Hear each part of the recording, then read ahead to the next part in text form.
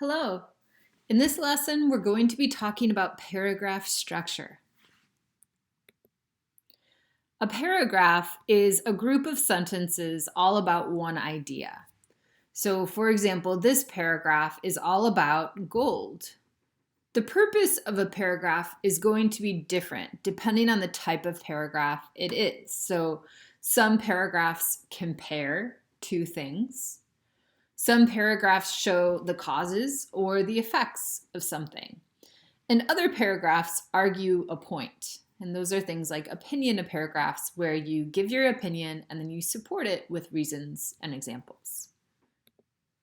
There are three main parts to a paragraph: the topic sentence, supporting sentence, and concluding sentence.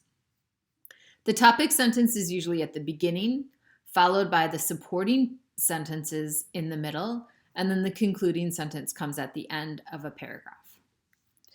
In this lesson, we're going to do a deep dive into all three parts of the paragraph. So let's get started with the topic sentence. The topic sentence tells the reader the main idea of the whole paragraph. And it's very important that you do the topic sentence in just one sentence. It should not be longer than one sentence. The topic sentence usually comes at the beginning of a paragraph, usually in the first sentence, but it sometimes could come in the second sentence as well. A topic sentence has two main elements. Do you know the two parts of a topic sentence? The first part is the topic, and the second part is the controlling idea. And these two things make up a topic sentence. So if you don't have one of them, it's not a topic sentence. A topic is the main subject, right? So it's very general. It could be something like online classes. The controlling idea is what the writer wants to say about the topic. So if my topic is online classes, what do I want to say about online classes? I could say they're fun. I could say that they're challenging. I could say that they are more convenient than face-to-face classes, or not as effective as face-to-face classes. So depending on what you want to say, that controlling idea is going to change, right? So for me, I would probably say online classes are good in some ways, but challenging in other ways. And so in my paragraph, you would expect the other sentences that follow to tell why online classes are good and also why online classes are challenging. So let's do a little bit of practice here. On the left, I have a topic, learning English. And I'd like you to pause your video and write a controlling idea for this topic. So you're going to ask yourself, what do I want to say about learning English? And it should be something that you could write a whole paragraph about. So please pause your video while you think about it, and then I'm going to give you an example answer. Okay, here's the example answer. You could say something like, learning English is important for my future career. Then the whole paragraph will be about why English is important for your career. Other answers could be things like, learning English is more difficult than Spanish, or learning English is fun, or learning English takes a long time, right? So there could be many, many different controlling ideas. But remember, whatever you say in your topic sentence, the rest of your paragraph has to match that. I have two more topics for you: dogs and having a big family. Again, I'd like you to pause your video while you write a controlling sentence or controlling idea about each of them. And I'm going to give you an example answer in just a moment. Okay, here are some example answers. Dogs share many similarities with wolves. This would be a comparison paragraph where we compare dogs and wolves and how they're similar. And number 3, having a big family is crazy, but also a lot of fun. This would be an opinion paragraph, so I would give many reasons for why having a big family is crazy, but also why it's fun. Okay, next up, let's talk about the middle part of the paragraph, the supporting sentences.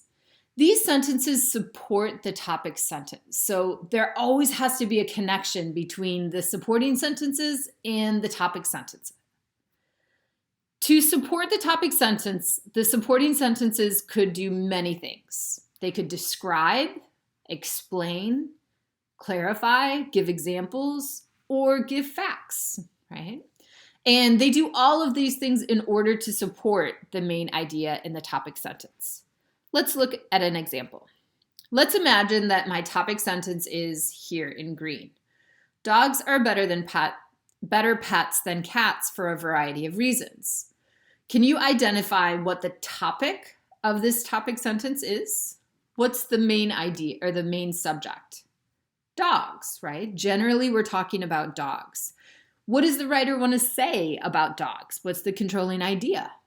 Well, the writer thinks that dogs are better pets than cats for a variety of reasons. So the controlling idea is going to tell us what the supporting points are going to be, right? Each supporting point should be one reason why dogs are better than cats. So I gave you already supporting point number 3. I said that dogs are easier to train than cats, right? I'd like to see if you can come up with 2 more reasons or 2 more supporting points why dogs are better pets than cats. Again, you can pause the video while you think, and I'm going to give you the answers in just a second. So one answer could be dogs are friendlier than cats. Another answer could be dogs are more loyal than cats, right? Notice for each of these supporting points, after I tell the reason or the point, then I also want to give more supporting sentences like explain, give an example, or give a fact, right? So for example, dogs are friendlier than cats. I might explain that and say, yeah, dogs often lick your face, while cats never really lick you, right? And I could also give an example, like a personal example of something like, whenever I come home, my dog always wags his tail excitedly and jumps all over me. On the other hand, my cat goes in the other room, right? She's very unfriendly. So we can use these supporting sentences to help make this supporting point more clear and also how to explain how it connects back to that topic sentence. So notice we do the same thing for each of the supporting points. Here's another practice for you. And again, you can pause the video while you think about this topic sentence. Having siblings is a wonderful experience. And you think about 2 supporting points as well as examples, explain, facts, etc. to support them. If you want, you can pause the video, work on this, and then email me your answers and I'll check them for you. And because I know students need lots and lots of practice, here's even more practice with supporting sentences.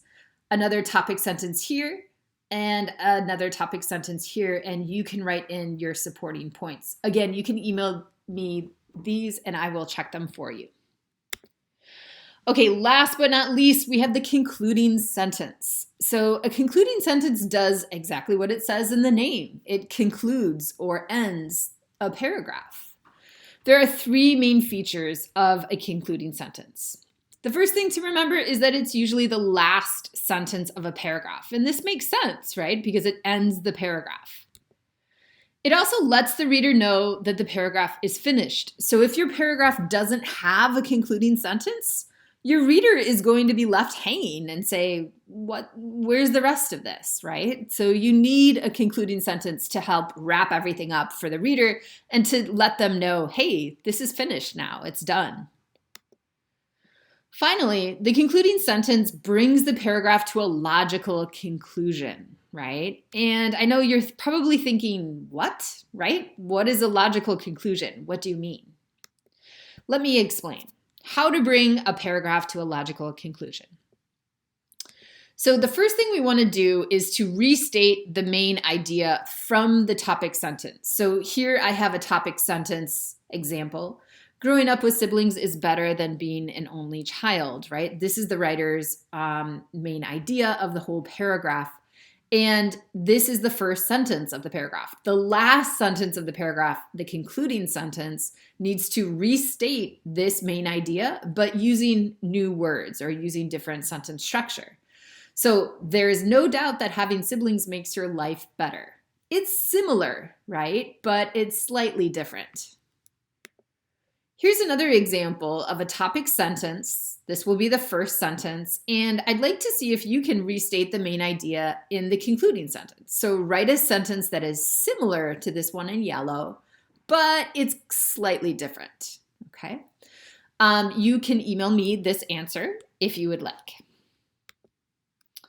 Step number 2, after we restate the main idea, is we want to do a final thought, as we call it. And a final thought really signals to the reader, this is the very end. You're not going to read anything else. There are 3 ways that we could give a final thought. We could offer a suggestion or recommendation to the reader. We could give our opinion one last time, or we could make a prediction about the future. So for example, again, we have our topic sentence, growing up with siblings is better than being an only child, right? Here are 2 different ideas that I could use as a final thought. The first one, if I didn't have siblings, my life would be more lonely and less colorful. This is kind of a prediction because it talks about like the future, but it could also be considered an opinion, right? How about this last one? Do you think it's a suggestion, an opinion, or a prediction? Well, if you said a suggestion or an opinion, I think you're right, okay? It's giving an opinion or giving a suggestion to young couples about how my opinion is that they should have more than one child, right? Okay, one last one to help you practice. Here's a topic sentence. Going to the dentist every 6 months is an essential part of taking care of your oral health. Can you offer a suggestion or give an opinion or make a prediction, a concluding sentence that will match this? So again, you can email that to me if you like. All right, students, well, thank you for watching, and I hope that helps you understand a little bit more about paragraphs, the paragraph structure, the topic sentence, the supporting sentence, and also the concluding sentences. If you have any questions at all, please feel free to reach out to me and email me.